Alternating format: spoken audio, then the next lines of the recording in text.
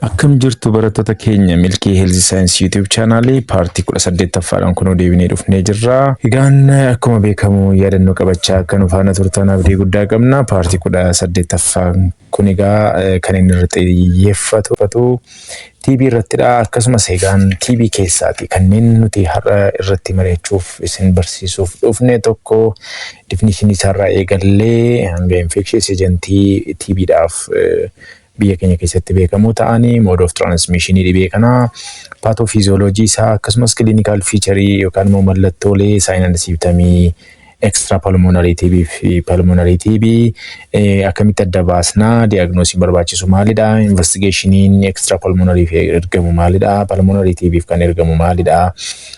Dabalatammoo manaajmentii isaarree dhukkubsataan TB'n akkamitti akka manage ta'u pharmacologically non pharmacologically HIV dhuun dhukkubsatu yoo ta'e dhukkubsatama haaraadha, pulmonary TB dhukkubsata yoo ta'e extra pulmonary TB qofaa dhukkubsata yoo ta'e dabalatammoo TB fi dhibee tiruu dhukkubsata yoo ta'e TB dhukkubsatee ammas severe liver damage yoo jiraate jaundice develop godhe yoo jiraate dhukkubsataan keenya TB fi kaleensaa fail godhe yoo jiraate wal faana akkamittiin qoricha akkamiidhaan TB manage goona kan jedhu TB'n maaliin akka inni yaalamu egaan gaaffii an qabadde dhufe kun immoo har'a guyyaarraa kana paartii 18ffaa kana keessatti gaaffii 6 qabadde dhufeen jira.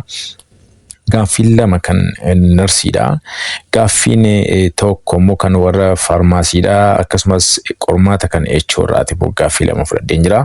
Akkasuma egaan barnoota nuti YouTube kana irratti dabarsinu keessumaa paartii 18ffaa kana keessatti dabarsinu yoo seeraan dhaggeeffattan waan exercise gootan dhumarratti waan qabdaniif qalbiidhaan yaadannoo qabachaa akkasin dhaggeeffattan isiniif eerraa gara dhumarratti kuizii kan exercise gootan scenario wayisiniidhaan sana booda isin immoo deebisaa comment jalatti nu barreessitu.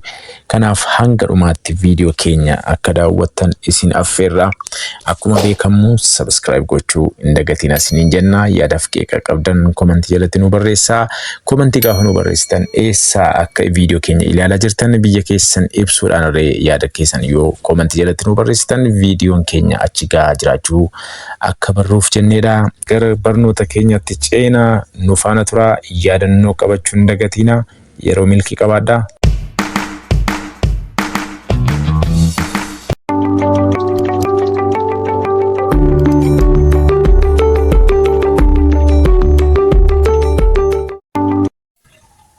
Tolegaan kuno walitti deebinee jira barattoota keenya amma egaan akka kan fuuleffachaa jiru TB irratti akka ta'e jalqabarraa haasofnee turre. Egaan gaaffiin kuni qormaata kan durarraa kan fudhatamedha. Innis akkas jira. A 65-year-old male patient with AKI who is currently on dialysis arrived at your healthy care facility with a compliance of bloating, proactive cough, decreased appetite, and night sweating. 3 separate tests for AFB were conducted and all returned positive. Based on above scenario, which of the following correct regarding anti-TB drugs? Nama kanaaf akka guideline Itoophiyaatti dhagaa kan isin deebisuu qabdan kana guideline 2021 kan isin hojjechuu qabdan amma kan hojjetaa oolaa jiru sageetti ta'e hospitaala keessatti ogeessonni fayyaa 2021 amma yeroo kana fayyadamaa kan jiran gatii ta'ee fi guideline tokko egaan isarratti hundaa'e akka ogeessi fayyaa hojjetuu fi guideline ministeera fayyaa gadhiisuu kanaaf callistanii qoricha kamiini namaaf dhukkubsataa TB, Lipre, malaria, qorichoota HIV, PMDs irratti wantoota jedhamu qaban hundi isaanii guideline irra jiru gatteef guideline sanaan deemuun dirqamadha jechuudha. Egaan kun maalidha kan inni jechaa jiru? Namni kun dhukkubsataa AKI'dha jedha. AKI jechuun acute kidney injury jechuudha. Kaleen nama kanaa miidhamteetti jedha. Umuriin isaa waggaa 65dha. Namni kun immoo maalirra jira? Dialysis irra jira. Dialysis jechuun akka kaleetti kan hojjetu maashinii dialyzerii keessa galee ba'a jechuudha. Dhiigni nama kana yookaan fluidiin hidda dhiigaa keessa jiru dialyzerii keessa galee qulqullaa'ee gara isaatti deebi'a. Kaleensaa hojiin ishee already deteriorated ta'eera jechuudha. Kana jechuun blood urine nitrogen maybe hidda dhiigaa keessa baay'achuu danda'a. Keratiniin baay'achuu danda'a. glomerular filtration rate immoo gadi bu'eera. Kanaaf dhaga'ama namni kun EKF kan inni saaxilame keejiinsaa maaltu akka EKF saaxilee kiliirii miti as bukkeedhaati. Kanaaf buufata fayyaa dhufee buufata fayyaa dhufee innis maalidha kan inni jedhu akkaataa keessa dhiigatu jira. Akkaataa keessa dhiigatu jira. Fedhiin nyaataa hin jiru. Halkan na dafqisiisa jira. Halkan na dafqisiisu kun egaa mallattoo maalidha? Akkuma isin ilaaltanii mallattoo TB dha jechuudha. Kanaaf maal jedhaa 3 separate tests for AFB. AFB jechuun acid fast bacillus dha. Asidii kan tsoomu bacillus jechuudha fannoomatti gaafa eegnu. Kun egaa si'a 3 hojjetameera. 3 separate tests for AFB were conducted and all returned positive. Hundi isaaniiyyuu si'a 3 ilaalameera, si'a 3 positive ta'e akka taasaa keessatti. Kanaaf jedha based on above scenario which of the following correct regarding anti-TB drugs. Anti-TB drug kanneen armaan gadii keessatti isa kamiinidha kan itti laattuu fi ARHZ 3 times per week and RH 4 times per week for 2 months and for RH B2SERH and 6RH C2RHZ and 4RH DRHZ QID per week jechuun TID jechuun torbeetti si'a 3 per week guyyaa torbeetti si'a 3 for 2 months and RH for 4 months jedha. Qorichi kun egaa isa kamtu sirriidha akka gaa'eleen 2021tti deebiin isaa kamidha kan jedhu deebinee dhufnaa. Kanaaf ammaaf deebiin isa kanadha kan jettan filadhaati. Gaafa deebinu immoo salphaatti wanta filannoo keessa jiru kana salphaamatti akkasiin deebistaniitti silleenjisnaa. Kanaaf barattoota keenya yaadaaf qalbiidhaan yaadannoo qabachaa nu faana turaa jennaa. Subscribe gochuun hin dagatamiin. Nufana tura.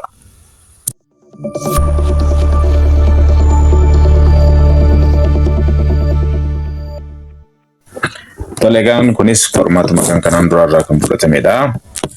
Kan qorame warra faarmaasiidha. Faarmaasii digriidha. Garuu wanta isin beekuu qabdan akka kanattis BSc Nursing hin qorama. Akka kanattis H1 hin qorama. Even akka kanatti midwifery qoramuu danda'a. TB'n hunda keenya ogeessa fayyaa kan ta'e hundumaa ilaallata gati ta'ee fi viidiyoon ko paartii 18ffaa kun hunduma ogeessa fayyaa kan taatan hundi keessan viidiyoo kana seeraan dhaggeeffadhaan isiniin jedha. Akkasiin gatii argamuu hin dandeenyeef mee gara kanaatti isiniin naannesseera. Innis maal jedha? A 25-year-old male patient with known liver disease presented with cough, fever and weight loss for 1 month. Sputum examination for acid fast bacillus is positive for 3 times. Which combination anti-TB treatment is most appropriate for this patient? Liver disease. Dhukkubsataa dhibee tiruu qabutu si bira dhufe. Innis maal jedhee dhukkubsataan kuni na qufaasisa jedhee ho'ina qaamaansa ol ka'eera kiiloon koo gadi bu'eera jedhee kun immoo ji'a tokkodha kan inni irra ture. Sputum examination akka dhukkubsataa kana gaafa ilaalamu immoo acid fast bacillus AFB jedhee kan laaboraatooriitti argamu kana gaafa ilaalan immoo si'a 3 ilaalameera. Si'a 3 maalidha jedha? Positiveidha. Egaan qorichi nama kanaaf ta'u isa kamidha? Kun hunda keessan ilaallata. Even nurse diplomaan pharmacy diploma kan taatan laaboraatooriidhaan kan ife kun hundumaa ogeessa fayyaa kan ta'edha kan ilaallatu gati ta'ee fi irratti gaafa mareen deebinu salphaatti deebisuu dandeessu. Kanaaf viidiyoo kan hanga dhumaatti suuta jedhaati yaadannoo qabachaa dhaggeeffadhaan isiniin jedha. Namni kun dhibee tiruudha kan inni dhukkubsatu si bira dhufee na qufaasisa jedhee ho'ina qaamaa qabaa kiiloon isaa gadi bu'eera. Kun immoo ji'a tokkorra ture. Akka taasisaa gaafa laaboraatooriitti ergan immoo si'a 3 ilaalameera. Si'a 3 positiividha jedha. Kombinaashinii qoricha isa kamii qoricha TB isa kamtu nama kanaaf ta'a jedha. Hiika jechoota ishee kanarree tokko tokkoon diskasin goona. Kanaaf yaadaaf qalbiin nu faana turaa isiniin jenna. Ammas turtii gaarii.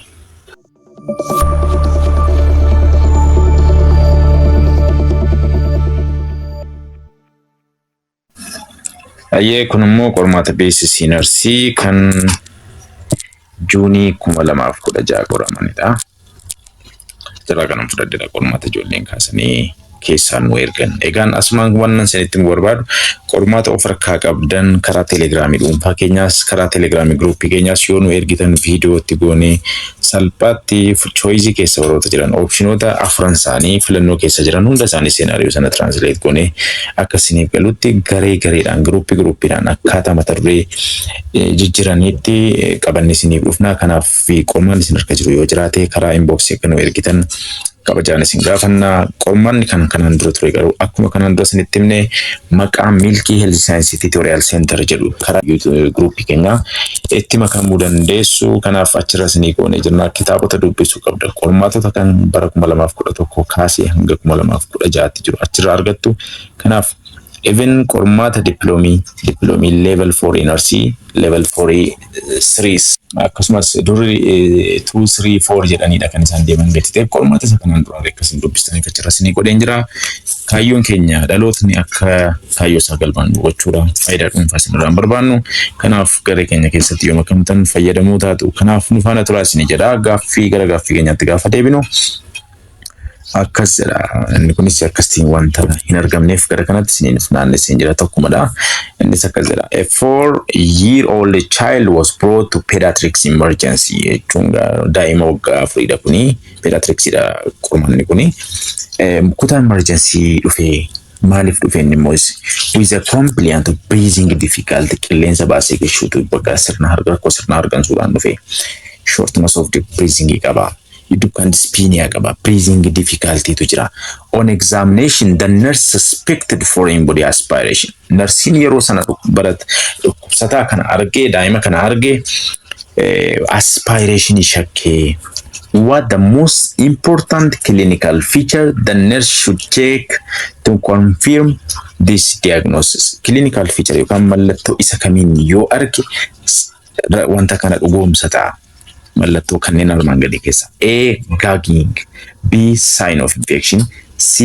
Hemoptysis. D. Atelectasis. Kanaaf kunis maal jechuu akka ta'e gadi fageenyaan erga discuss goonee booda umarratti isinitti deebina. Amma garuu kun TB hojii waliin qabatu. Kun rakkoo sirna hargansuudha gatiteef walitti gati hidhattuuf respiratory tract infection gatiteef achi keessatti hin ilaalla. Deebinee dhufnaa nu faana ta'a yaadannoo qabachaa jirtu jennee abdii guddaa isinirraa qabna. Turtii gaarii deebinee dhufna.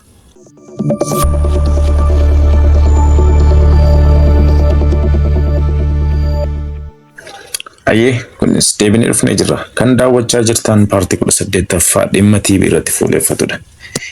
Ayyee gara qormaata keenyaatti gaafa deebinu qormaanni kun egaa akkasiin hin argamtu qormaata bara 2016 16 Juunii keessa kan qoramanidha kunis.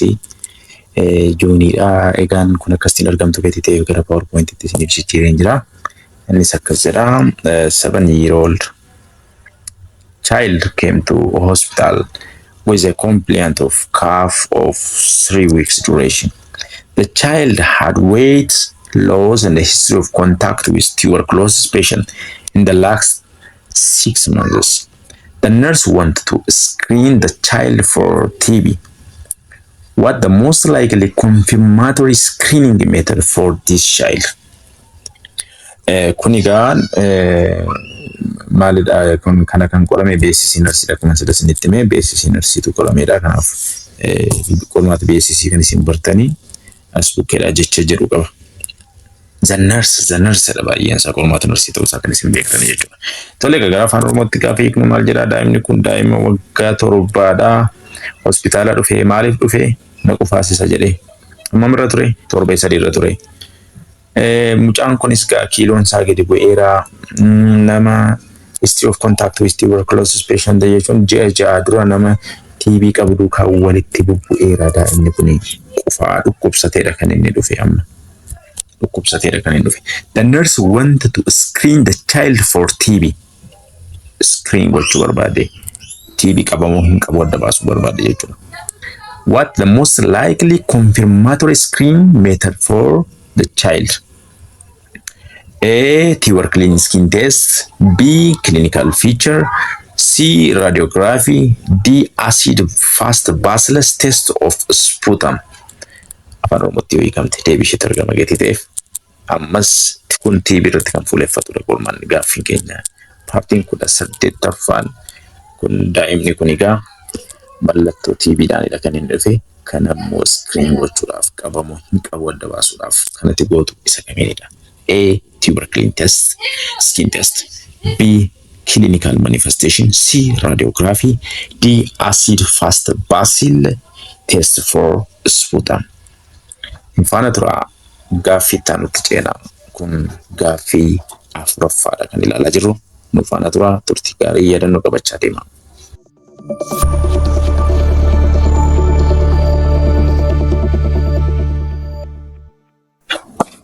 Hayyee qormaanni kun immoo kan public health officeridha. Qondaala fayyaa warra jedhaman isaaniif ba'ee isaanirraa kanan fudhadhee kunis maalidha kan inni jedhaa jiru. 65-year-old female patient presented with a complaint of pale swelling in the neck, lymph nodes, swelling in neck lymph node, accompanied by the presence of an abscess. The physician decided to order acid fast bacillus laboratory investigation. What condition might the physician be suspecting? Isheen kuni haadha umrii waggaa 65dha. Haadha waggaa 65dha. Haadha dubartiidha. Presented with complaint of pale swelling. Dhukkubbii kan hin qabne morma ishee jalatti kan dhiite xannachatu jira. Lymph node afaan Oromootti gaafa translate godhan xannachanatti fakkaata. Yookaan micireessa jedhamu jechuudha. Accompanied by the presence of an abscess, bakka malaas qaba. The physician decided to order acid fast bacillus laboratory investigation jechuun. The physician decided to order AFB laboratory investigation. AFB laboratory terge doktorini what condition might the physician be suspecting? Doktoriin kun egaa maal shakkiidha inni AFB laboratoriitti ergee deebiinsa ifaadha. Karaarra jira. Kanaaf nu faana turaan isiniin jedhaa. Turtii gaarii amma diskas gooneedha kan walitti deebinu. Yaadannoo qabachuun dagatiin isiniin jedhaa.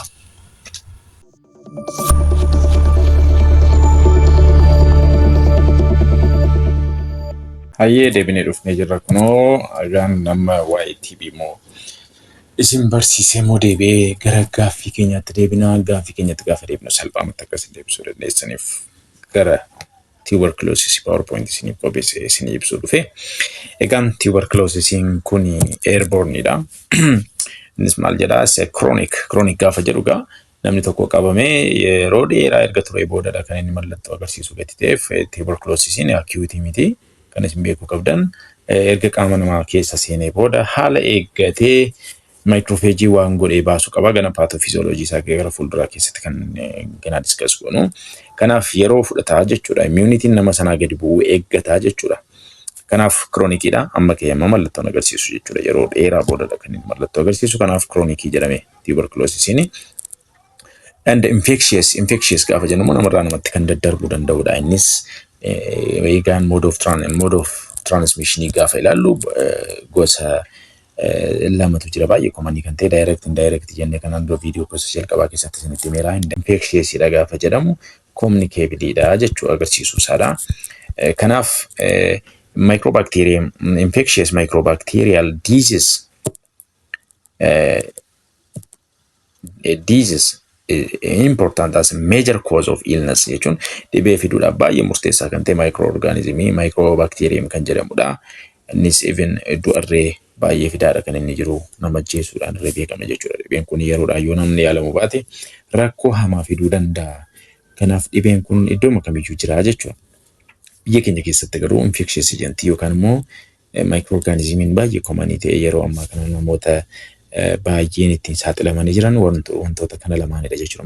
Mycobacterium tuberculosis and Mycobacterium bovis kan jedhamudha. Species baay'eetu jira biyya lafaa kanarra Mycobacteriumidhaani. Garuu biyya keenya keessatti bifiduudhaan kan beekamtu lamatu jira. Mycobacterium tuberculosis and Mycobacterium bovis jedhamuudhaan kan beekamanidha. Mycobacterium tuberculosis gaafa jennu airborneidhaan kan daddarbudha. Qilleensaan namni dhibee TB qabu tokko yoo yeroo dheeraadhaaf mana tokko keessa yeroo jiraatan kan darbudha. Mycobacterium bovis gaafa jennu immoo unpasteurized milkidhaan kan daddarbu jechuudha. Unpasteurized milk yookaan aannan hin danfiin sa'a TB qabdurraatii aannan utuu hin danfisiin daa'imaaf yoo laanne carraa daa'imniif saaxilamuu qaba. Namni kamiyyuu keessumaatti namni immunitiin isaa compromised ta'e salphaamatti carraa saaxilamuu hin qaba jechuudha. Kanaaf Mycobacterium bovis kan jedhamu aannan sa'a yookaan horii TB qabdurraatii yoo fayyadamne kan nama qabatuu fi Mycobacterium tuberculosis kan jedhamu immoo namarraa namatti darbuudhaan kan beekamudha jechuudha. Akkuma jalqaba kaasne kuni kan hin daddarbu baay'inaan TB'n baay'ee bovisii fi tuberculosis gaafa bukkee qabne ilaallu immoo baay'inaan kan baay'atu isa kanadha jechuudha. Isa namarraa namatti daddarbu. Innis is through aerosolized droplet mainly from person with active ulcerative lesion of lung expelled during talking, sneezing, singing or coughing directly. Jechuun droplet isa keessaa ba'uun akkuma inni kun amma fakkeenyaaf dhukkubsataadha. Isin ilaalaa jirtan kun dhukkubsataadha. Inni dhukkubsataan kun nama isa immunocompromised ta'e keessumaa yookaan nama kamiin yoo ta'u akkataa nama kanaa keessa acid fast bacillus kun jira ta'e jennaan Mycobacterium kun jira ta'e jennaan gaafa naxxiffatu, gaafa inni haasa'u, gaafa inni sirbu, gaafa inni qufa'u kallattiimaan species Mycobacterium kun ba'anii nama kana keessa galanii somba keessa dhaqanii waan godhan qabu pathophysiology isaa keessatti kan ilaallu. Kanaaf haala kanaan kan darbudha. Kana qofaadhaan otoo hin taane untreated pulmonary tuberculosis positive yoo ta'e namni tokko jechuun hin yaalamne namni amma fakkeenyaaf namni isin ilaalaa jirtan kun mana tokko keessa jiraatu yoo ta'e faalamu kana duukaa inni kun immoo pulmonary positive ta'e pulmonary TB positive ta'e jechuun akkataa isaa keessatti argame pulmonary gaafa jennu somba keessa kan jiraatu jechuudha. Pulmonary jechuun lung kan jedhudha. TB sombaa dhukkubsatee akkataa isaa keessatti argameera jechuudha. Positive jechuun akkataa isaa keessatti argameera taanaan karaa akkataama isaa deebi'ee ba'uu danda'a jechuudha nama biraatti. Kanaaf namni kun egaa prolonged and frequent contact yoo qabate jechuun yeroo dheeraadhaaf ammaaf amma nama kana duukaa yoo walitti dhufa ta'ee mana tokko keessa jiraatu yoo ta'e carraa TB saaxilamuu hin qabaata jechuudha. Kanaaf namni untreated yookaan hin yaalamin jiru pulmonary positive ta'e salphaamatti dhibee kana dabarsuu danda'a. Inni kan biraan akkuma jalqaba jedhe injection of unpasteurized milkiin boviin dabarsuu danda'a jechuudha. Boviin tuberculosis dabarsuu danda'a. Kanaaf TB'n biyya keenya keessatti beekamu kana lamaanidha jechuudha. Incubation period isaa yoo ilaallu incubation period isaa ji'a tokkooti hanga ji'a sadiittidha. Incubation period jechuun namni tokko faalamee hanga mallattoo agarsiisutti guyyaa jirtu jechuudha. Namni tokko faalamee mallattoo agarsiisin amma torbee afuritti turuu danda'a jechuudha. Torbee afur booda mallattoo agarsiisuu danda'a. Incubation period jechuun isaadha. Period of communicability gaafa jennu yoomidha. Dhukkubsataan TB dhukkubsatu kan inni TB namatti dabarsu yoomidha. As far as the bacilli is present in the sputum akkuma dura isinitti hime amma akkataa isaa keessatti bacilliin kun jiraatetti kamittiyyuu gaafa qufa'u, gaafa haasa'u, gaafa sirbu yeroo kamittiyyuu taanaan yeroo haxxiffatu akkataa isaa duukaa ba'aa jira ta'e jennan yeroo kamittiyyuu nama qabsiisuu danda'a jechuudha. Kanaaf period of communicability isaa akkataa isaa keessa jira taanaan carraa dabarsuu hin qabaata jechuudha. Susceptibility and resistance jechuun faalamuuf amma mufrattisuu danda'a. Kuni under 5-year-old children are susceptible baay'ee isaan baay'ee faalamoodhaan saaxilamoodha jechuudha. Dhibee akkasitti TBdhaa fi daa'imman waggaa 3 gadi jiranii dargaggeessas yoo ta'e nama baay'ee dulloomaas haa ta'u garuu isaan yoo maal ta'an haadhuma isaa keessumaati immunosuppressed yoo ta'an immunitiin isaanii compromised kan ta'e immunitiin isaanii yoo gadi waraanni qaama isaanii yoo gadi bu'aadha ta'e salphaamatti TB'f carraa saaxilamuu hin qabaatu jechuudha. Baay'ee susceptibilidha jechuudha. Isaan immunitiin isaanii warroonni gadi bu'aadha jedhamu immoo dhukkubsataa HIV, dhukkubsataa kaansarii, dhukkubsataa keemooteraappii fudhatamu, dhukkubsataa diyaaleesisii irra jiru, dhukkubsataa CKD kan biraan dhukkubsataa yeroo dheeraadhaaf corticosteroidii fudhatu warroonni akka kanaa immunitiin isaanii gadi bu'aadha jedhamu.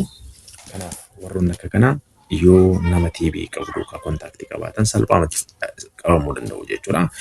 Everyone who is non-infected or non-vaccinated can be infected jechuun namni kamiyyuu namni kamiyyuu carraa saaxilamuun qabaata jechuudha TBdhaa fi even namoonni talaalliin fudhannee talaalliin isaarra egaa BCG kan jedhamu isaan fudhannee taanaan daa'imni tokkorree carraa dhibee TBdhaaf saaxilamuu hin qabdi. Kanaaf kana fakkaatan jira jalqabaa amma nu faana tura. Subscribe gochuu hin dagatiin asiniin jenna. Turtii gaarii.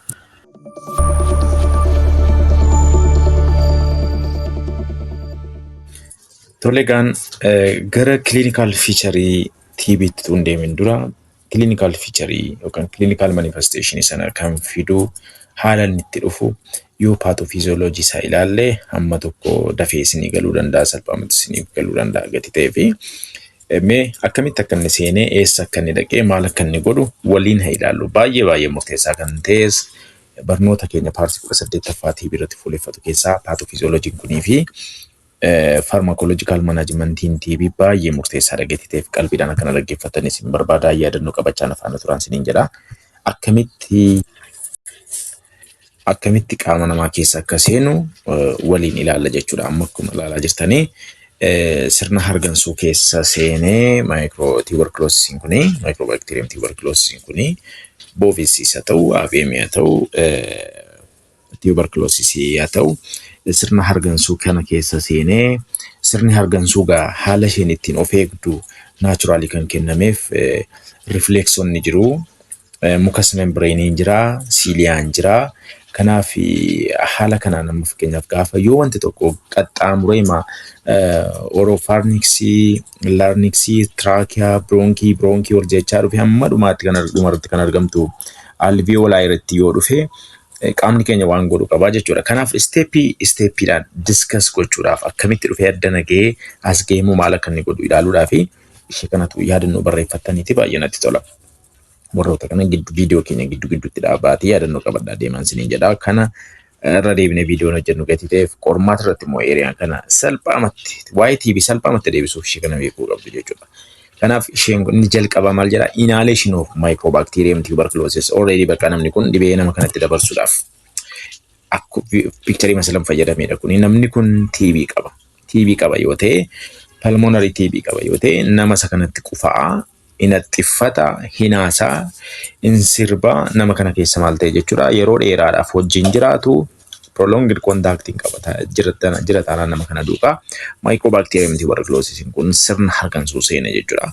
Sirna hargansuu gaafa seenu Mycobacterium tuberculosis kun waan godhu qaba jechuudha. Egaan erga seenee booda Mycobacterium tuberculosis kun gara trachea darbee bronchioles darbee respiratory bronchioles gajjallaarraati dhumarratti kan argamtu bakka carbon dioxide fi oxygenii itti wal jijjiiran achi keessatti dhaqee maal ta'a jechuudha hin qabata jechuudha. Mycobacterium tuberculosis kun dhumarratti kan argamtu bakka alveoli bakka qilleensi carbon dioxide fi oxygenii itti wal jijjiiran kana dhaqee qabata jechuudha. Dhaqee gaafa qabatu initial infection itu jira yeroo kana alveolar microphage ni respond godha jechuudha. Alveolar microphage kan jennu immoo akkuma isin structure irra ilaaltan as bukkeedha kan inni jiru. Alveolar microphage kun egaa eegduu qaama keenyaadha jechuudha. Wanti tokko achii gadi reflexii qaxxaamuree cilia qaxxaamuree mucous membrane qaxxaamuree wanti tokko microorganismiin tokko gaafa dhufu alveolar microphage kun egaa engulf godha jechuudha. Phagocytosis godha.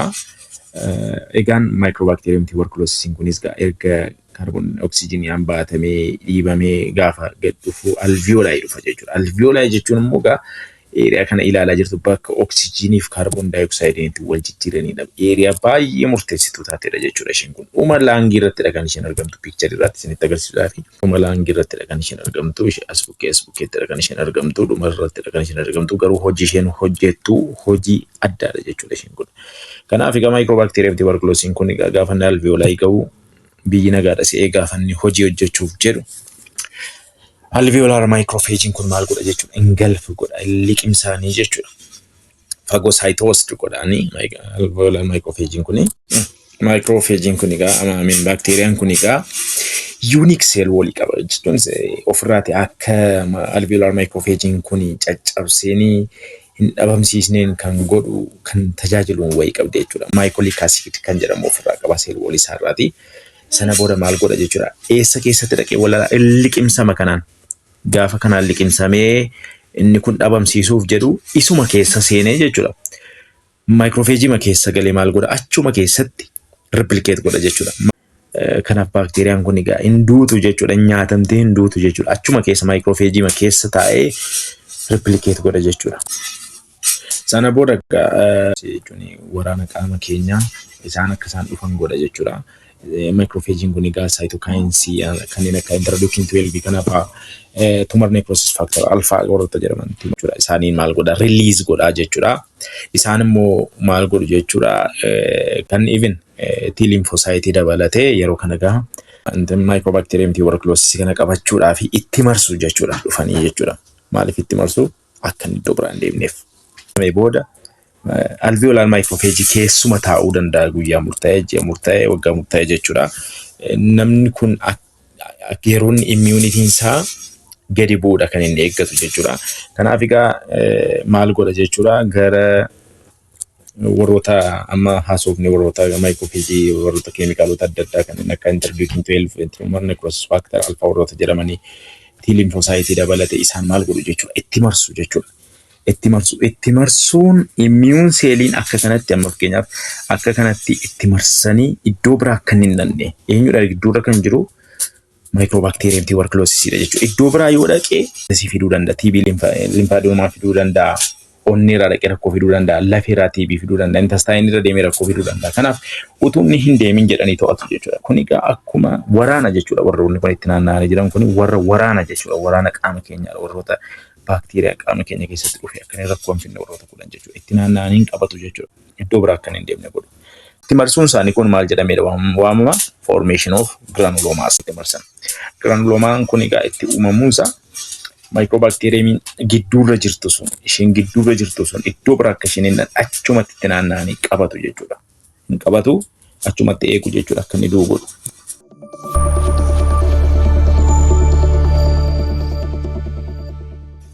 Egaan immune systemidha warri alarraan jiran jennee haasofneerraa. Isaan kun immoo isheen gidduutti argamtu Mycobacterium kun akka isheen somba keessattidha kan isheen dhuftee qabamtee somba keessaa mubaatee akka isheen hin deemne itti marsanii qabaniiru bakka biraa deemee infekshinii akka hin finne somba keessaatti itti naanna'anii qabataniiru.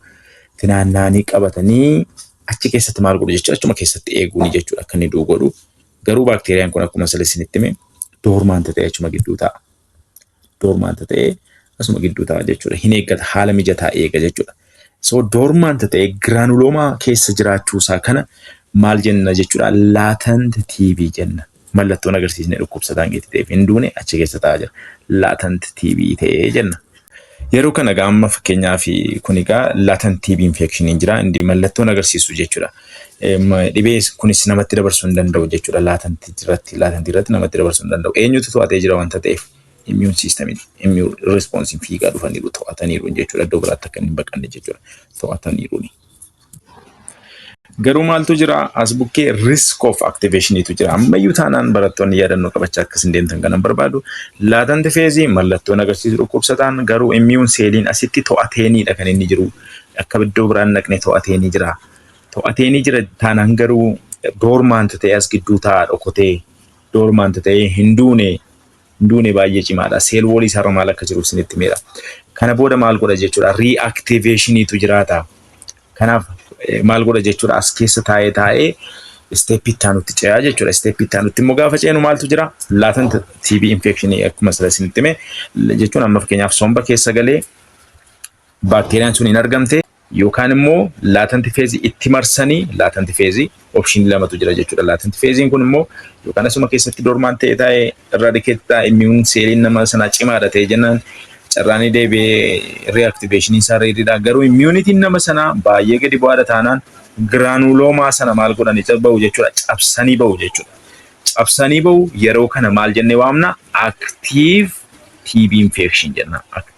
Latent irraati egaa active TB infection itti kan inni ce'eef maaliifidha?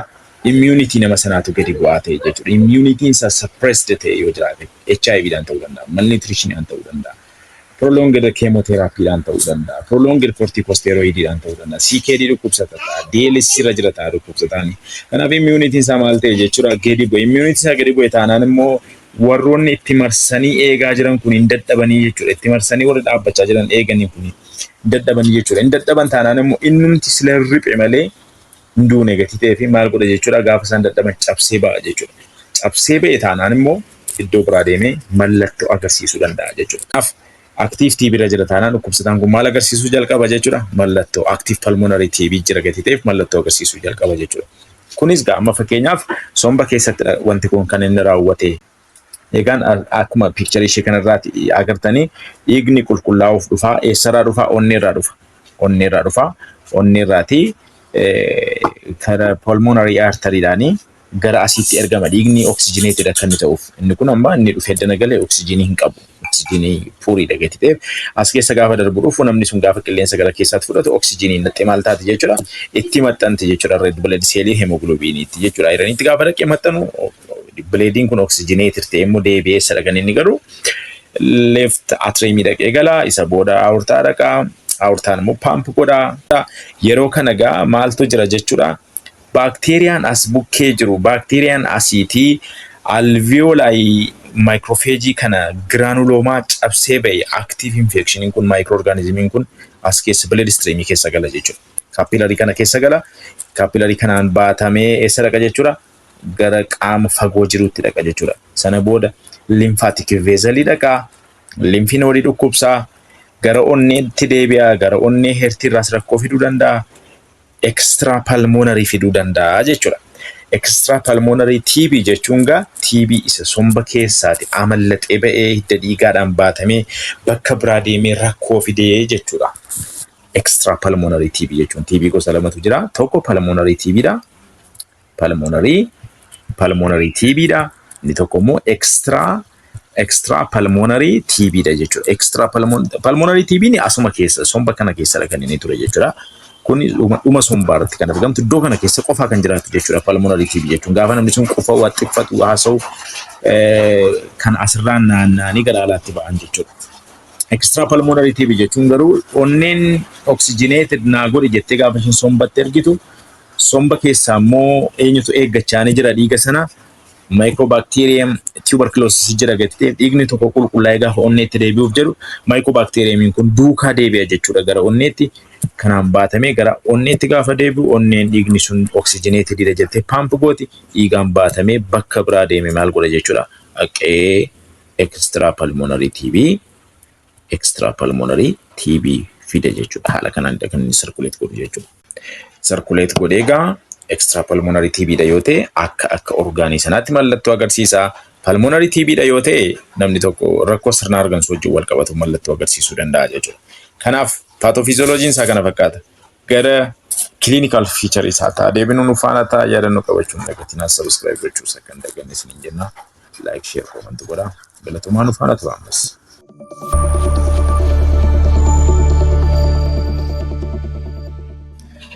Kun immoo clinical manifestation isaadha. Mallattoo dhibee sanaadha. Egaan akkuma sila jennee latent phasein jira. Latent irratti mallattoon agarsiisu dhukkubsataan keenya garuu active infection jira ta'e jennaan mallattoo agarsiisa. Active infection jira jechuun granuloma cabsee ba'eera jechuudha. Mycobacterium tuberculosis suni kanaaf mallattoo hin agarsiisa.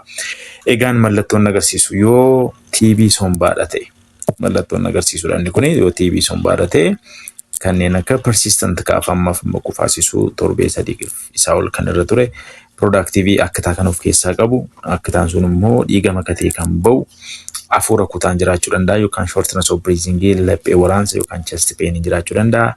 Intermittent fever takka ho'ina qaamaa ol kaasuu wantoonni akka kanaa jiraachuu danda'u. Night sweating halkan dafqisiisuu fedhiin nyaataa gadi bu'uu akkasuma fedhii nyaataa gadi bu'uu akkasumas ulfaatinni qaamaa gadi bu'uu namni sun nyaatu taanaan ga'u ulfaatinni qaamni isaa gadi bu'a.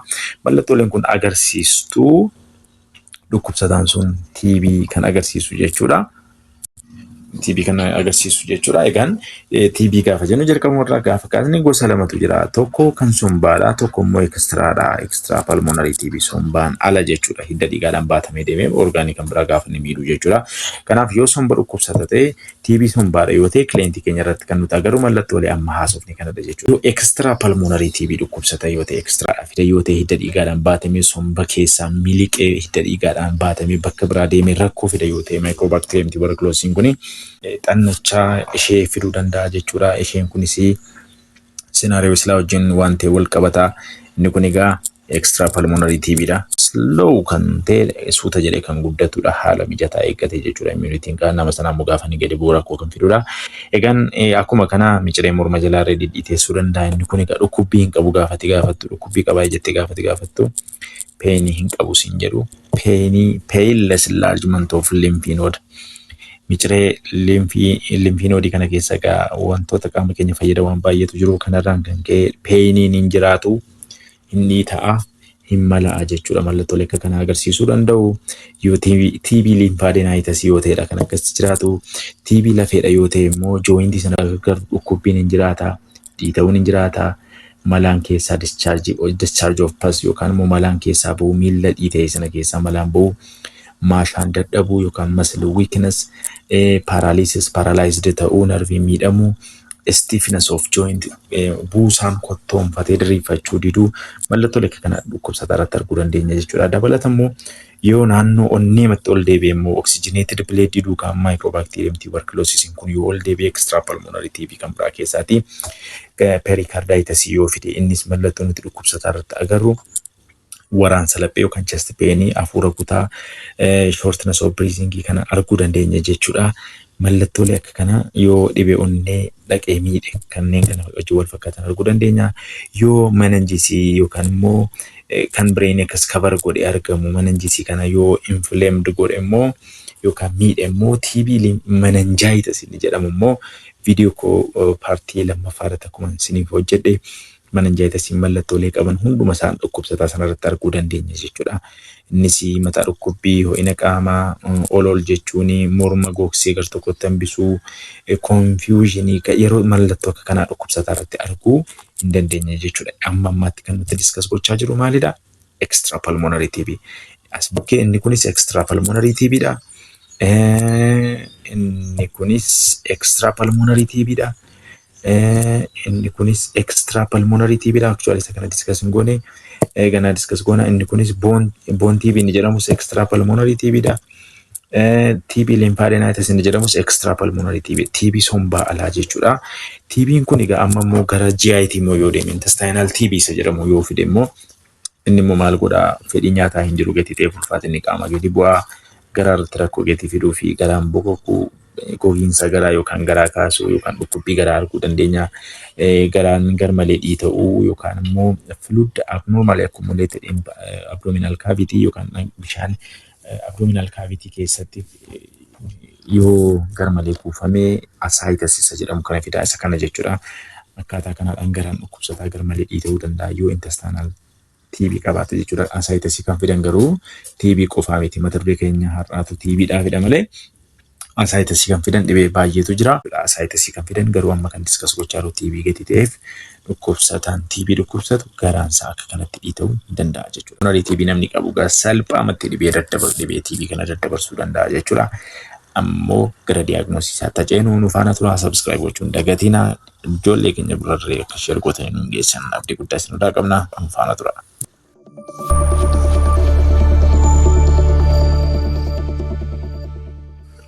Tulegaan kan ilaalaa jirtan kun immoo investigationii isaadha. Akkamitti diagnose goona, akkamitti investigationii isaa maal laabiraatooriitti ergama, maaltu TB adda baasuudhaaf maaltu laabiraatooriitti ergama isa jedhudha. Wantootni ergaman wantoota baay'eetu jiru gaa akkaataa gosa TB sanarrattidha kan inni hundaa'u. Pulmonary TB dha yoo ta'e kan biraadha extra pulmonary TB dha yoo ta'e haala kan biraadhaan kan investigationii isaa ta'uu gati ta'eef as bukkee akkuma ilaalaa jirtanii tokko clinical manifestation nama kanaa baay'ee murteessaadha. Akkuma jalqabarra kaasnee clinical manifestation isaa kanneen akka night sweating hin jiraata, weight loss hin jiraata, poor appetite hin jiraata, productive cough hin jiraachuu danda'a. Yeroo tokko tokko dhiigama kateerree qofaan jiraachuu danda'a. Kanneen kana mallattoo akkasii gaafa dhukkubsataan himatu sputum direct microscopy, sputum culture AFB jechuudha. AFB'n ergama. AFB dha laabiraatooriitti kan ergamu. Innis maalidha kan inni jedhamu? Three sputum specimen dha kan ergamu. Spot early morning spot kan jedhamudha kan laabiraatooriitti ergamu. Resultiin isaa erga achiiti pulmonary positive dha. extra pulmonary positive jedhanii laabii nu ergu jechuudha. Sputum culture jechuun immoo kan inni barbaachisuuf golden standard dha culturein kun drug susceptibility dhaaf irree adda baasuuf irree culturein baay'ee barbaachisaadha jechuudha. Baay'ee filatamaa kan ta'e sputum culture dha. Kan biraan extra pulmonary TB yoo jiraate kanneen akka pleural fluid, ascites fluid, cerebrospinal fluid warroottan kun laabiraatooriitti ergamuu danda'u jechuudha. Case definition jechuun immoo dhukkubsataan akkamii yoo maal qabaate TB-dhaaf shakkama isa jedhudha yookaan TB qaba jedhama.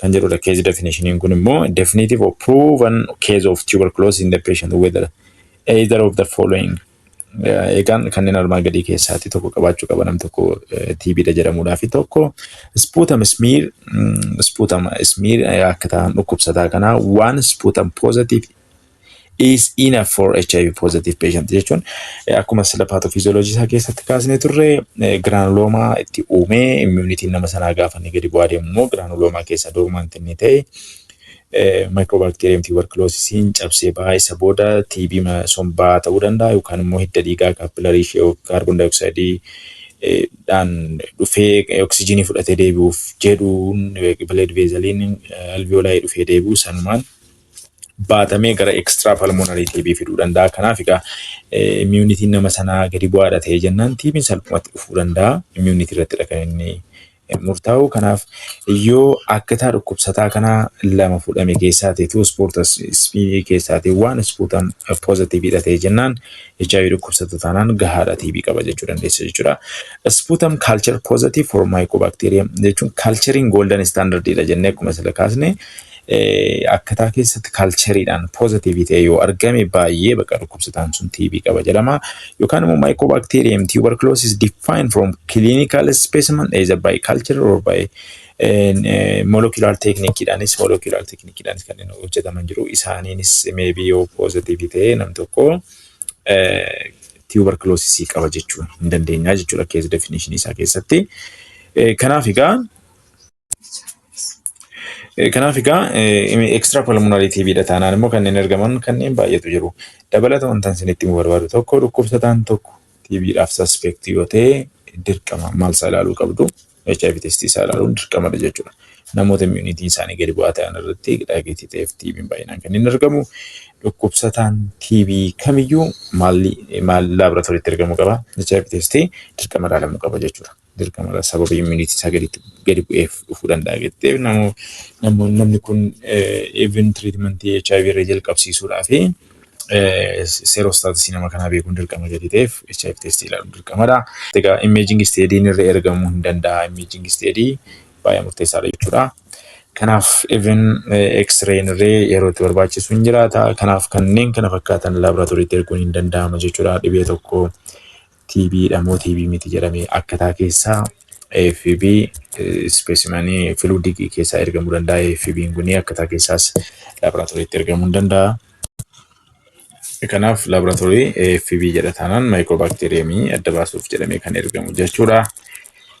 Amma immoo kan nuti ceenu pharmacological management isaadha. Gaaffii seenaariyoo keenya duukaa baay'ee gatii wal fakkaatuuf gara sanatti ceenaa nu faana turaa subscribe gochuun dagatiin asiniin jenna yaadannoo qabachaa.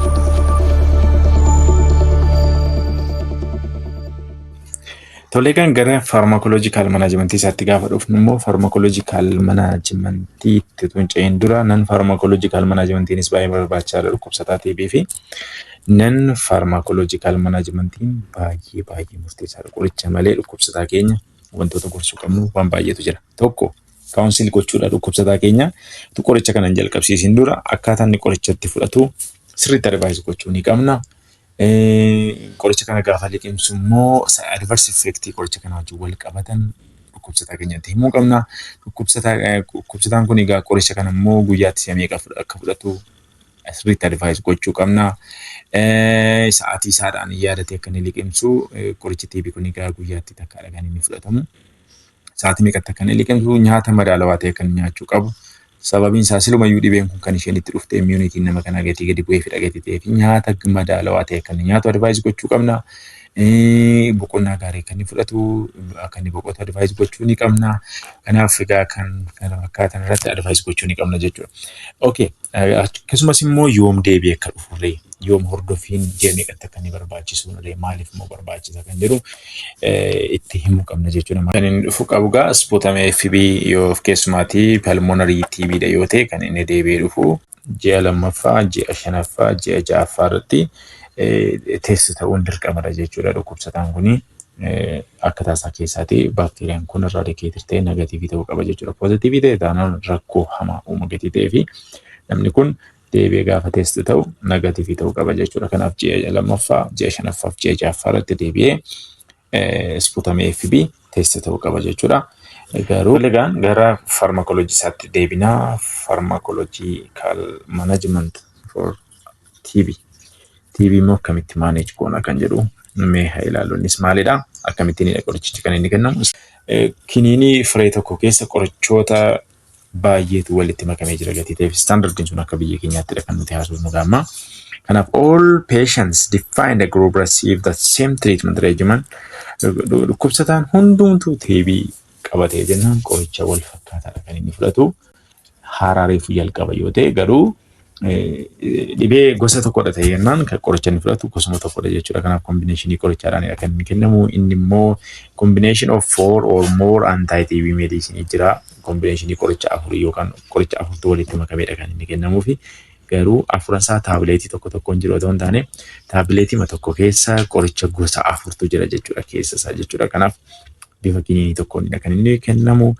Garuu wanta sin dagachuu hin qabne akka ogeessa fayyaattis wanta sin dagachuu hin qabne direct observation therapyidhaan kan inni kennamu yookaan directly observed treatmentidhaan yookaan DOT jedhameedha kan inni kennamu. DOT jechuun utuuti ilaaltuu qoricha sana liqimsuu qabaa jechuudha dhukkubsataan. Ati kiniinii kennitaa fi bishaan fidatee dhufa sana booda dhukkubsataan si fuulduratti qoricha kana liqimsa sa'aatii kaleessatti liqimseetti irra dhufee liqimsa jechuudha. Kanaaf maaliifidha kan akkas ta'u dhukkubsataan qoricha kana yoo manatti filaanne dagachuu danda'a seeraan hin liqimsu. Kanaaf hordoffiif jedhameedha akka baakteeriyaan kun qoricha kanatti madaqneef jedhamee na fuulduratti liqimsii jedhama jechuudha. Kanaaf egaa akka inni MDR TB'tti irra waliin deemne jechuudha. Akka inni resistin gooneefidha kan directly observed treatmentidhaan kan inni kan direct observation therapyidhaan kan inni kennamuuf jechuudha.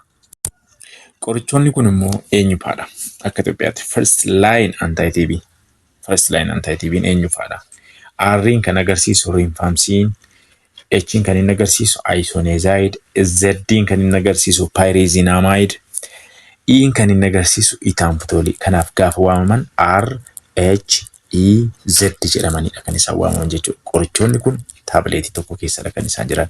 Garuu keessa isaanii kan jiru qoricha 4tu jira jechuudha. Kiniinii tokkoonidha kan isaan gabaarra jiranii. Qorichi kun egaa inni nagadamu toladha kan inni kennamu. Mana yaalaa mootummaa qofadha kan inni jiru. Dhukkubsataan TB qoricha kan hin bitinaa kun toladha kan inni kennamu. Kan inni kennamus buufata fayyaa hospitaala health post irraa kennamuu danda'a jechuudha.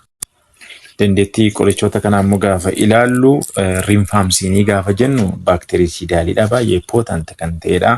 Baay'ee qoricha baay'ee filatamaa ta'edha. Rifaamsiin baakteeriisiidaalidha. Isoniazid gaafa jennu highly baakteeriisiidaalidha. Guyyaa murtaa'e gidduutti ajjeesuu danda'a baakteeriyaa sana jedhama. Pyrazinamide maayikroofeejii keessatti dhaqee ajjeesuu danda'a. Pyrazinamide'n jedha. Active baay'ee aktiiviidha. Acidic environment keessatti pyrazinamide'n maayikroofeejii keessatti dhaqee baasilaayii kana ajjeesuu danda'a jechuudha. Ethambutol kan jennu immoo baakteeriistaatikidha. Jechuun replication isaa kan ittisu jechuudha akka ishee waliin horii kan goone. Effectividha si drug resistance yeroo qoricha kan biraa duukaa ajajamu akka inni resistance hin uumneef. Baakteeriisiidaal gaafa jennu garuu baakteeriyaa ajjeesuu kan danda'u jechuudha. Kanaaf rifaamsiiniin baakteeriisiidaalidha. Isoniazidnis baakteeriisiidaalidha jechuudha. Egaan qoricha kana immoo akkamittiinidha kan nuti ilaallu. Jechuun amma namni kun egaa dhukkubsataa reefuu dhufedha. Standardized kan ta'e regimen biyya keenya keessatti akkaataan itti kennamaa jiru 2RH jedhameera kan inni kennamu fi 4RH jedha. As bukkeetti wanta isin beekuu qabdan isheen kun kan isheen agarsiistu maalidha? Qoricha RHEZ jedhamu kana ji'a lamaaf kan fudhatu. Isa booda immoo jedha. asii isa booda immoo 4RH jechuun ji'a afuriif immoo maal fudhata jechuudha RH riinfaamsiinii fi isoniazide H'n isoniazide riinfaamsiinii fi isoniazide ji'a afuriif fudhata ji'a lamaaf immoo maal fudhata jedha riinfaamsiin isoniazide pyrizinamide fi itaamputoolii. Kanaaf immoo inni immoo maal jedhama waamama feeziin kun maal jedhama waamama qormaata irratti yoo isin dhufe intensive phase jedhama. Intensive phasein ji'a lamaaf continuation phasein ji'a afuriif.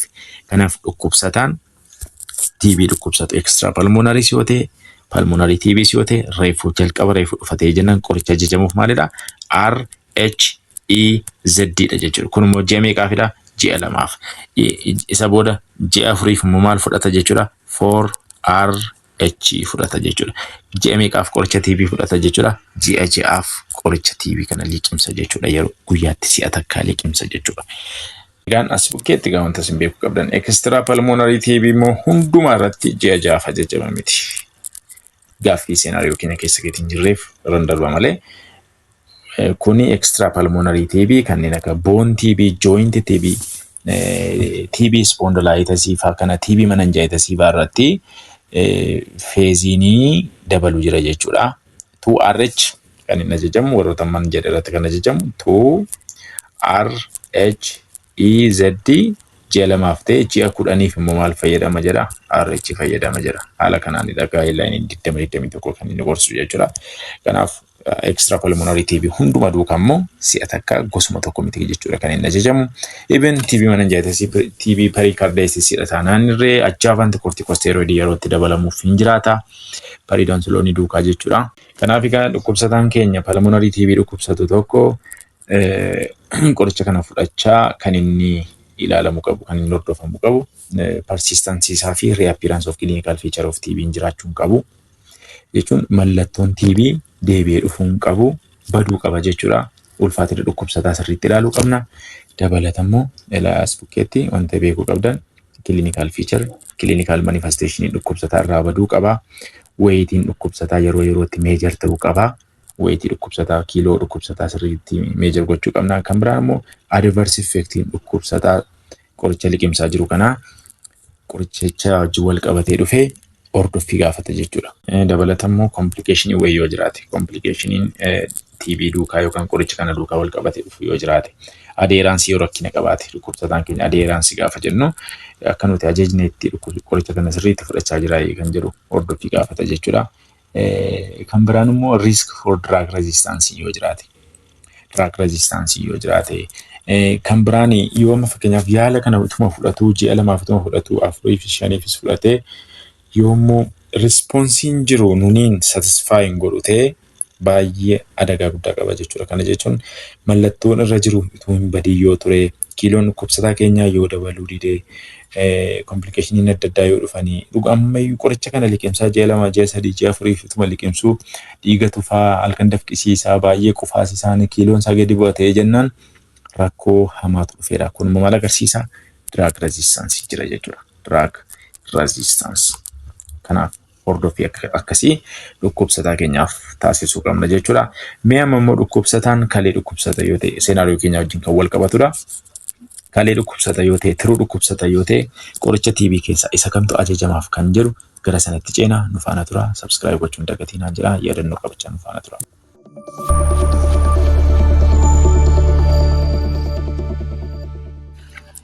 Tole kan amma gara yoo dhukkubsataan kun tiruu dhukkubsata ta'e tiruu dhukkubsata gaafa jennu maayinariidha moo baay'ee severe jaundice develop godhee jira kan jiru ilaaluun murteessaadha jechuudha. Sababiin isaa dhukkubsataa kanatti rakkoo jaundice rakkoo hepatitis fiduudhaan kan beekamu R fi H fi Z dha jedha. Kitaabni akka kaa'utti riinfaamsiinii fi isoniazide pyrizinamide qoricha jaundice even hepatitis fiduudhaan beekamanidha jechuudha. Adverse effectiin isaanii jechuudha. Kanaaf kana sammuutti qabachuu hin dagatinaa jechuudha. Amma gaa qoricha isa kamidha kana ajajamu. So most anti-TB medicine can cause liver damage. Liver damage fiduu danda'u. Eegaan as bukkeetti baay'ee takka dhukkubsataan dhukkubsatee mana yaalaa dhufeera taanaan. Silumayyuu immoo HIV dhukkubsata taanaan, kaanserii dhukkubsata taanaan, keemooteraappii irra jira taanaan dhukkubsataan kun corticosteroid yeroo dheeraa fudhata ta'ee jennaan immunitiin isaa gadi bu'aadha. Immunitiin isaa gadi bu'aadha taanaan immoo TB'n qabata. TB'n qabate taanaan qoricha ajaju qorichi kun muraqee tiruumiidha. Akkasumaan garratti wal gaanii dhukkubsataa kana lafaan ga'u jechuudha yeroo baay'ee. Qorichi bin manaajimentii nuti dhukkubsataaf kennu irree deebi'ee yeroo itti miidhaarraan geessisutu jira. Kanaaf fayyaan hamma nama harka jirtutti wanta gatiin baasnee fakkaata garuu dhukkubsataan gaafa dhukkubsatee dhufee argitan garuu hammam akka ishiin bu'aa qabdu agarra jechuudha. Kanaaf fayyaa keessan eeggadhaan jira. Tole gara treatmentii isaatti jira. Most anti-TB medicine can cause liver damage. Liver damage fiduu isaanis do not give pyrazinamide. Adverse effect isaa keessaa pyrazinamidein maal adverse effect jaundice hepatitis fiduu danda'a. Isoniazid rifampicin plus 1 or 2 non-hepatotoxic medicine. Ethambutol or streptomycin can be used for a total duration of 8 months. Kan inni ajajamu qabu gaafa dhukkubsataan kuni known liver disease qaba yoo ta'e liver disorder qabatu known yoo ta'e spukkeetika jaundice hepatitis ta'e miti liver disorder qaba taanaan inni hepatitis yookaan jaundice kanatti ceena slide itti aanu argate jiruuf dhukkubsataan kun garuu tiroo dhukkubsata known of beeka taanaan anti-TB gaafa ni dhukkubsatee dhufu RHA sana hin ajajinii fi kana tajajuu fi qabdu maalidha? Esiin sun kan isheen agarsiistu, esiin kun kan isheen agarsiistu streptomycin, in ethambutol, R'n rifampicin, isoniazid qoricha kana lama jechuun isheen kun lamaan kun kan isheen fuuldura jirtu for 2 months jechuudha. Ji'a lamaaf qoricha kana afran liqimsiisiti. Isa booda ji'a ja'aaf immoo rifampicin fi isoniazid ji'a ja'aaf liqimsiisini. Kana jechuun 2SERH fi 6RH dhukkubsataa kanaaf kennii. Garuu eenyudha kan kana fidaa jiru? Liver irratti hepatotoxicity kan qabu pyrazinamide. Kanaaf dhukkubsataa known liver disorder qabuuf pyrazinamide hin ajajin. If the patient has severe liver damage fi jaundice yoo qabaate dhukkubsataan kun akkuma sila isinitti hime jaundice fiduudhaan kan beekamu rifampicin, isoniazid, pyrazinamideidha. Kanaaf adverse effectiin isaanii RH fi Z'n maal fiduudhaan beekamu? Jaundice fiduudhaan beekamu, hepatitis fiduu dhukkubsataa irratti, dhukkubsataa qoricha TB fudhatu irratti. Kanaaf streptomycin plus isoniazid plus ethambutol kenniifi. In the initial phase followed by isoniazid and ethambutol for a total duration of 12 months. Ji'a kudhanii fidha kan inni fudhatu jechuudha namni kuni. Kana jechuun as bukkeerraa akkuma isin ilaalaa jirtan lama kan jedhu ji'a lamaa fi streptomycin, isoniazid fi ethambutol liqimsiisi. Isa booda immoo ji'a kudhaniif immoo maal liqimsiisi? Isoniazid fi ethambutol itti fufsiisi. Haala kanaadhaan microbacterium tuberculosis sana ajjeesuu dandeessa. Garuu maaliin ajajin? Rifampicin ajajin, pyrazinamide ajajin. Kanaaf pyrazinamide dhukkubsataa tiruu dhibee tiruu qabu irratti utuu ajajamu ta'eeti baay'ee gaariidha jechuudha. Dhukkubsataa tiruu dhukkubsatamu naannee streptomycin kun immoo rakkoo kaleetti fiddi yeroo baay'ee gati ta'ee fi amma musti yoo eekaa hidhate yoo kakkalee dhukkubsata ta'e yoo qoricha TB isa kamiinidha kan inni fudhatu qormaata irratti gati dhufee fi isa immoo ilaallee hadeebinu nu faana tura.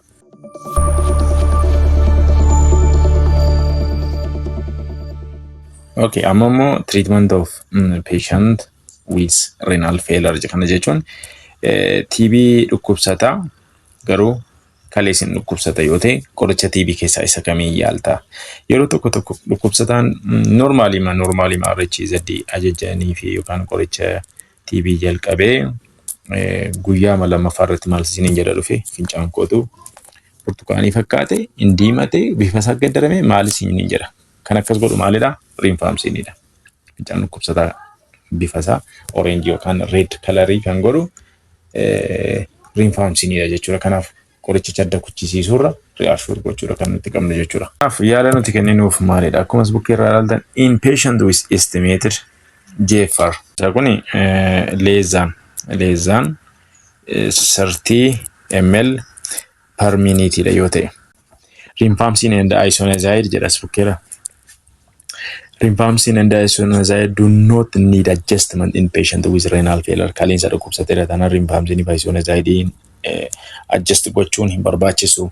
To reduce ethambutol and the pyrazinamide without reducing rifampicin and isoniazid, make using the available fixed drug combination. Use the following regimen. Innis maalidha? Intensive phase irratti kana fayyadamee jira. Continuation phase irratti kana fayyadamee jira. Dhukkubsataa maali? Dhukkubsataa kalee dhukkubsatu. Kalee dhukkubsatu gaafa jennu renal failure jechuun acute kidney injury ta'uu danda'a, chronic kidney failure ta'uu danda'a. Garuu kaleensaa sirriitti balfa qulqulleessee qaamaaf kan hin barbaachisne gara alaatti baasaa hin jiru yoo ta'e, qaamaaf kan barbaachisu qaamatti ol deebisaa hin jiru, fincaaniin baasaa jira yoo ta'e kaleen sun miidhamteetti jechuudha. Kanaaf yoo namni akkasiisi mudate kaleensaa yookaan dhukkubsataan kun diyaalisisii irra jira ta'e jennaan qoricha ni fudhatu jechuudha. Kanaaf maal jennaani? Intensive phase jechuun isa jalqabaa gaafa jalqabuuf jedhu kan inni fudhatu jechuudha. Intensive phase kan nuti jennutti qoricha kana. Innis maalidha? As bukkee akkuma isin ilaalaa jirtan RHZ 3 days per week, 3 times per week jechuun torbeet keessa guyyaa torbatu jira, garuu qoricha kana guyyaa sadii liqimsa jechuudha. Torbeet per week akkasiin ajajna. RHZ torbeeti sadii RHZ torbeeti sadii ida'uu maal jechuudha? RH immoo torbeetti 4 days per week. Ji'a meeqaaf akkasitti liqimsa? Ji'a lamaaf intensive phase irratti jechuudha. Continuation phase irratti immoo RH daily akkuma duriitti jechuudha. RH daily fudhata. Dhukkubsataan maal dhukkubsata yoo ta'e renal failure dhukkubsata taanaan haala kanaan kan nuti liqimsiisnu jechuudha. Hayyee TB bal'inaan discuss goonee xumurree jirra. Amma immoo gara qormaata keenyaatti deebina. Deebii qormaata keenya salphaatti hin arganna jennee yaanna. Egaan gara deebii keenyaatti deebinu dhufaana turaa subscribe gochuun dagatina.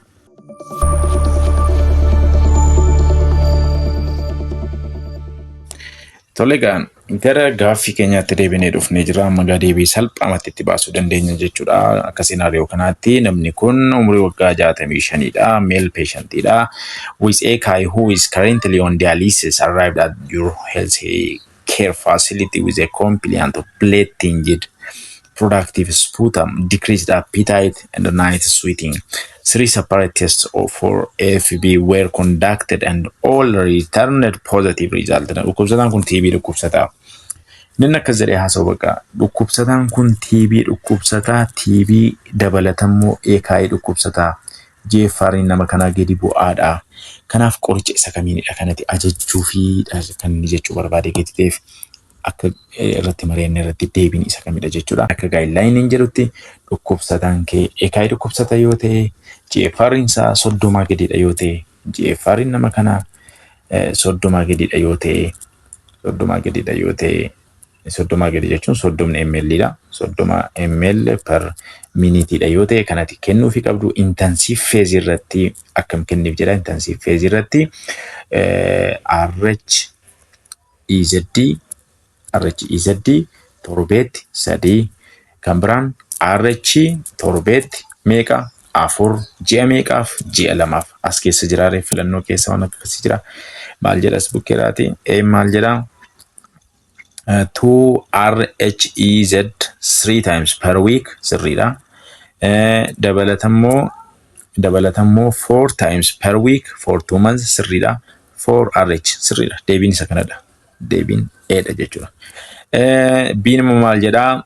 2 SERH 6 streptomycin as bukkeetti nephrotoxicity qabdi. Kanaaf streptomycin namoota kalee dhukkubsataniif hin kennamu. Kanaaf as bukkeetti deebiimti inni sirrii akka guideline jedhaa jirutti maalidha jechuudha. Eedha yeroo keenyatti fayyadamuudhaaf gara gaaffii keenya itti aanutti ceenaan nu faana tura ammas.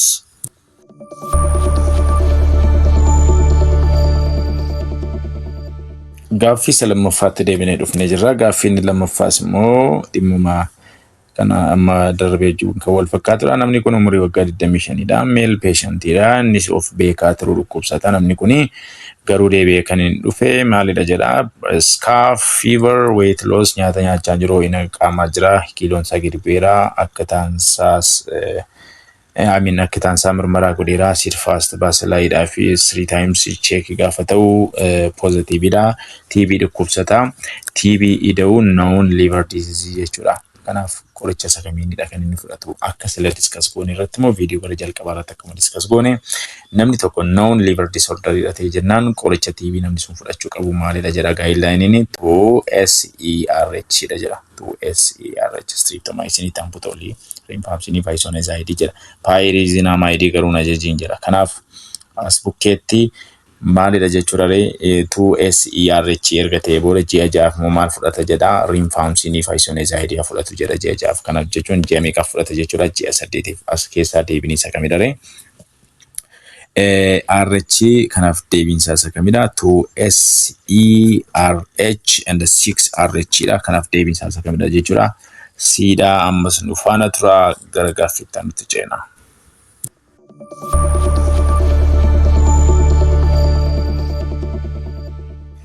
Hayyee kun immoo kan warra jechuudha jedhee akkuma jalqaba irratti isiniif kaase mee deebiitti goonuu egaan haasofne deebineerra TB gosa lamatu jira extra pulmonary fi pulmonary TB tu jira jennee amma gaa dhukkubsataan kun nama umurii waggaa 65 dha. Nama waggaa 65 dha namni kun egaa female dha presented with complaint of pale swelling wanta dhukkubbii hin qabneetu morma jalatti dhiitee ni jira lymph node dha. Inni kun immoo maal qaba absasii qaba malaa qaba laboratoriin immoo bakka namni kun doktariin kun AFB laboratoriitti erguu barbaade AFB culture haa ta'u smeary microscopy haa ta'u garuu AFB laboratoriitti erguu barbaade maal shakkeedha doktariin kun maal shakkeedha amma namni kun xannachi morma jalaa hin dhiitofte jechuun namni kun AFB kan inni ergamuu fi microbacterium fidha. Kanaaf isa kamiinidha kan inni shakke namni kun fakkeenyaaf amma TB dha yoo ta'e somba keessa pulmonary TB dha jechuun somba keessa kan teessu asuma keessatti kan wal hortee rakkoo hamaa kan fidduu jechuudha pulmonary TB jechuun pulmonary jechuun lung isa jedhuufidha kan inni ta'e gadi ta'eef TB sombaa jechuudha kanaaf immoo kan ergamu maalidha akkataadha isputamidha AFB madha kan inni ergamu garuu somba keessa dhukkubsachiisaa morman dhukkubsachiisu gadi ta'e pulmonary TB miti kan doktariin kun shakke jechuudha. Being extra pulmonary TB jechuun immoo onneen jirti onneen dhiiga qulqulleessuuf sombatti ergiti sombi immoo dhiiga qulqulleessee gaafa deebisuuf jedhu somba keessa kan jiru microbacteriumiin dhiigni qulqullaa'ee oksijiiniin gaafa gara hertiitti deemu bileedii duukaa baatamee gara left atrial hertiitti deemuudhaan bakka biraadhaatii baatamee dhaqee extra pulmonary sombaan ala TB fiduu danda'a jechuudha. Kanaaf deebiin kanaa maalidha jechuudha. Doktariin kun maalidha kan inni shakke extra pulmonary TB dha kan inni shakke. Kaansarii akkamittiin shakkine kaansariidhaaf laaboratoriin ergamu AFB miti. AFB laaboratoriin kan inni ergamu eenyu fidha jechuudha. TB fidha gati ta'eef kaansariif jedhamee hin ergamu. Cellulitis jedhamee hin ergamu cellulitis AFB miti kan ergamu kanaaf namni kun doktariin kun kan inni shakke maalidha jechuudha extra pulmonary TB shakkeedha nufaana tura gaaffiitti nuti ceenamas.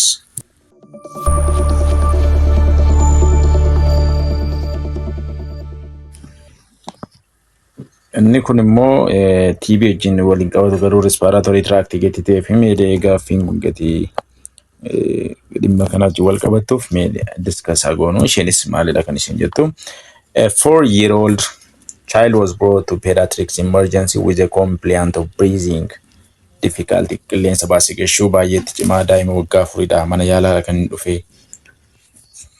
on examination the nurse suspected foreign body aspiration maybe one foreign jechuun qaama alagaa ta'e wayii gara keessaatti fudhatee laata kan jettu shakkite narsiin kun qormaata BSc narsiidha.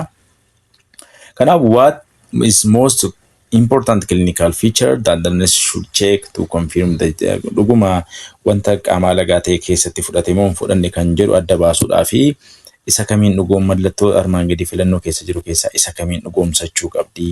Een maal jedha gagging jechuuni refleksii jirudha. Gag reflex kan jedhamu gaafa namni qubasaa gara qoonqootti geessu qubni isaa mallattoo akka vomit gochuuf rifleeksiin jira. Rifleeksiin sun maal jedhama? Gaag jedhama. Namni tokko gaag rifleeksiin hin jiru taanaan wanti kamiyyuu akkuma garaasaa gadi bu'ee even aspirate gochuu danda'a jechuudha. Gaag rifleeksiin hin jiru taanaan dhukkubsataan kun aspirate gochuu danda'a jechuudha. Kanaaf deebiin isaa kamidha jechuudha? Eedha jechuudha. Deebiin isaa eedha. Biin immoo sign of infection maaliif hin ta'u? Dhukkubsataan kun reefuudha kan inni dhufe. Akka emergencytti baatameedha. Sirna qilleensaa isaatu baasee gashuu dadhabeedha daa'imni kun kan inni dhufe. Yoom gidduuma kanatti infection develop godhaa dhukkubsataan kun emergencyidha kan inni dhufe. Akkamitti sign of infection dhukkubsataa kanarratti eegna. Kanaaf kun hin ta'u jechuudha. Siinuma maalidha? Hemoptysis jechuun dhiiga tursiisuu mucaa jechuudha. Foreign particle fudhatee gara keessatti yookaan sirna qilleensaa keessa yoo gale dhukkubsataan kun dhiiga tufuu danda'a, dhiiga tufuu dhiisuu danda'a. Gatii ta'eef inni kun garuu aspirationii jiraachuuf dhiisuu kan agarsiisu miti jechuudha. Kanaaf C hin ta'u jechuudha. Atelectasis jechuun immoo collapse of alveoli gidduuma kanatti wanti tokko aspirate godhee akkamitti daa'imni atelectasis develop godha kan mata duree kan biraadhaan itti deebina gatii ta'eef isa kana duukaa related miti. Kanaaf deebiinsaa baay'ee haasawuun gaafatu beekamaa madaa eedha jechuudha. Deebiinsaa gaaffii itti aanutti cina ammas nu faana tura.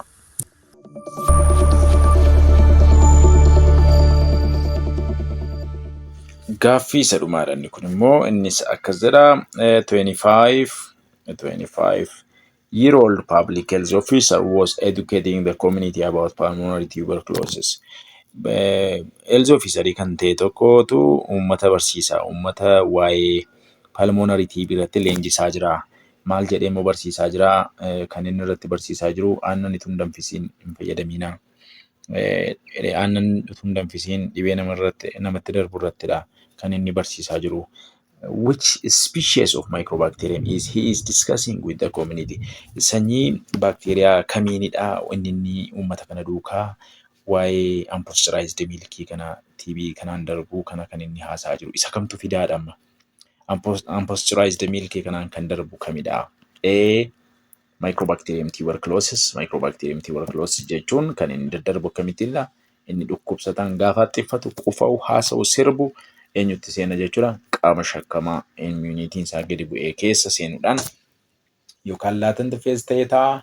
Isa booda haala mijataa eeggata. Immunitiin isaa gaafa inni gadi bu'u aktiivii ta'e nama sanarratti rakkoo fiduudhaan kan beekamu mallattoo kan agarsiisudha jechuudha. Kanaaf inni maalidha? Microbacterium tuberculosis isa namarraa namatti darbu miti kan inni barsiisaa jiru. Aannan utuu hin danfisiin hin dhuginaa jedhee barsiisaa jira gatii ta'eef. B. Microbacterium bovis. Namni kun Microbacterium bovis jechuun unpasteurized milk akkuma jalqaba isinitti unpasteurized milkiidhaanii sa'a TB dhukkubsatu irraatii yoo namni tokko aannan fayyadame utuu hin danfisiin yoo fayyadame carraa TB kanaaf saaxilamuu hin qabaata gatii ta'eef deebiinsaa maalidha jechuudha? Bidha jechuudha. Waa'ee bidha kan inni barsiisaa jiru. Microbacterium forchitam jechuun maal jechuudha? Microbacterium isheen kun infectionidha particularly yeroo baay'ee yeroo traumaa fa'aa surgery fa'aa kana kan dhuftudha malee baay'ee contagious miti. Kun kan jiraatudha. Soilii watarii keessa kan jiraatudha jedhama. Kanaaf garuu namoota immunitiin isaanii compromised ta'e irratti namarraa namatti hin darbu garuu isaan irratti immunitiin isaanii gadi bu'aadha ta'e jennaan rakkoo fiduudhaan kan beekamudha Microbacterium forchitam jechuuni. Diin immoo maal jedhaa? Mycobacterium lepraedha.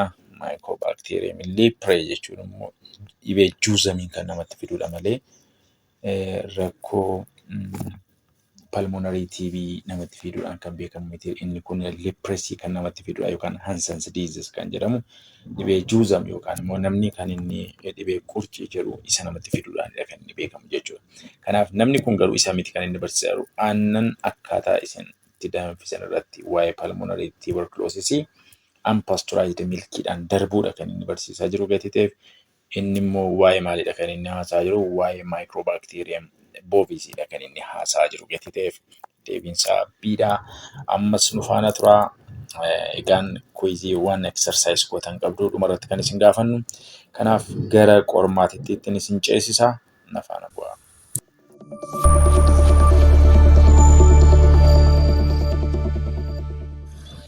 Kabajamtoota daawwattoota keenya barattoota keenya kabajamoo egaan paartii 18ffaa kanumaan xumurree jirra. Barnoota keenya irratti yaada qeeqa qabdan mata duree irratti isiniif qabannee dhufnu koomentii jalatti nu barreessuudhaan nu deeggartan isin gaafannaa. Egaan koomentii gaafa barreessitan viidiyoon keenya eessa akka gahaa jiru adda baafachuu wanta barbaanneef koomentii gaafa barreessitan bakka irraa nu barreessitan bakka irraa viidiyoo kana ilaalaa jirtan koomentii jalatti akka nu barreessitan kabajaan isin gaafannaa. Egaan xumura irratti gaaffii exercise gootan kuizii wayii isiniif qabadhee dhufee jira. Mee ishee kanammoo deebiin isaa maalidha jettu laata? Jalatti koomentii jalatti nu barreessitu. Innis akkas jedha. A 25-year-old male patient has severe liver damage or jaundice presented with cough, fever, weight loss for 1 month. Sputum examination for acid fast bacillus is positive 3 times. Which combination anti-TB treatment is most appropriate for this patient? Koomentii jalatti nu barreessaa. Galatooma paartii 19ffaadhaan deebinee wal agarraa. Yaada keessan nu barreessuun dagatinaa. Subscribe akka nu godhuuf irree namni group keessatti akka share nu gootan kabajaan isin gaafannaa. Kanneen biyya biraa teessanii hamilee nu ta'aa jirtan guddaa galatooma ulfaadhaa baay'ee jaalladha jennaa. Hordoftoota keenya kabajamoo paartii 19ffaadhaan deebinee wal agarraa. Galatooma hedduu isin jaallannaa.